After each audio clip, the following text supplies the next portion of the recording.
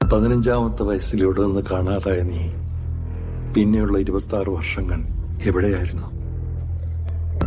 ചില കഥകൾ തീരുന്ന ഇടം, അവസാനിച്ചു എന്ന് തോന്നുന്ന ഇടം, ഇരുട്ട് മാറി വെളിച്ചം പരന്നുവെന്ന് ലോകം പറഞ്ഞു പറഞ്ഞു പഠിപ്പിച്ച ഇടം, കണ്ണിമ വെട്ടാതെ കരുതിയിരിക്കും.